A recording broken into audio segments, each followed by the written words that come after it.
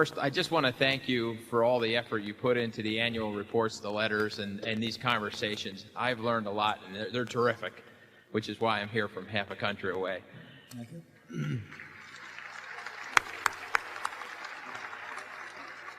You know, you've said that great companies are those that have an economic moat. And I understand that phrase to mean a sustainable competitive advantage. Do businesses begin their lives with sustainable competitive advantages, or must that be developed over a very long time? And then, what are the fundamental bases upon which you've seen companies successfully develop sustainable competitive advantages? Of those, which do you think is the most enduring and which is the least? Well, sometimes they can develop it very quickly. I mean, I would say that Microsoft, in terms of the operating system, that was a relatively quick development. But that was an industry that was exploding and things were changing very fast. On the other hand, if you go back to See's Candy, which started in 1921, there is no way you could build a sustainable competitive advantage, at least that would be recognizable in times measured shorter than decades. I mean, you opened up one shop at a time and nobody had heard of you originally, and then a few people did. And boxed chocolates were something that people may have bought once or twice a year for holiday occasions or whatsoever. So you weren't going to embed yourself in the minds of Californians in 1 or 2 or 5 years just because you were turning out an outstanding box of chocolates. So it depends on the way the industry itself is developing. Walmart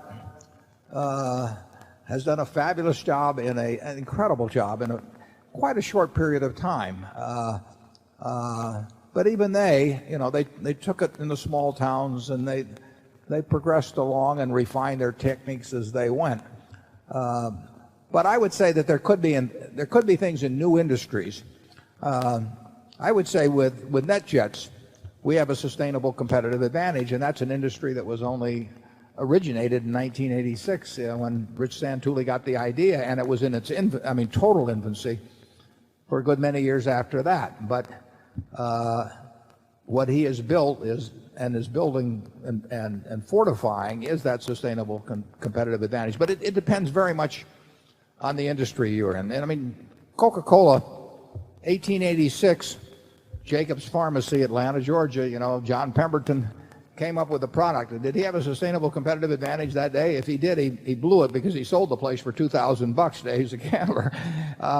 He did, and it took decades, thousands of competitors over that time, and but they were painting one barn at a time and designing one Saturday Evening Post ad at a time and all of that, and Pebbles, around the world in World War II, General Eisenhower went to Mr. Woodruff and he said, I want a Coke within the arm's length of every American serviceman.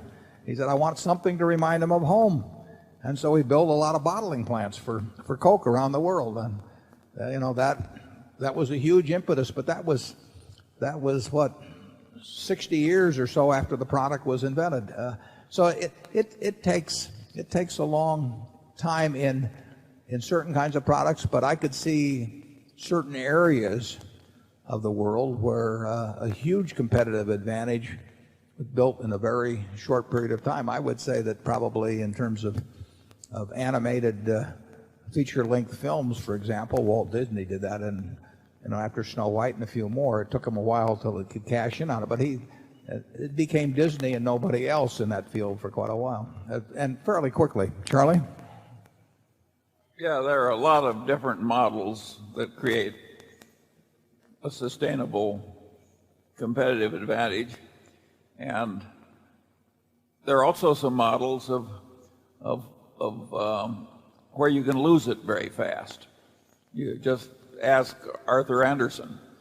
That was a very good name in America not very long ago, and I think it would be harder to lose the good name of Wrigley's gum than the good name of Arthur Andersen. I think there's some perfectly remarkable competitive advantages that people have gotten over time. And the great trouble with the investment process is that they're so damned obvious that the stocks sell at very high prices. Snickers has been the #1 candy bar for probably 30 or 40 years now. Now, yeah, in Russia, it turns out everybody likes Snickers. Yeah. How do you really knock it off?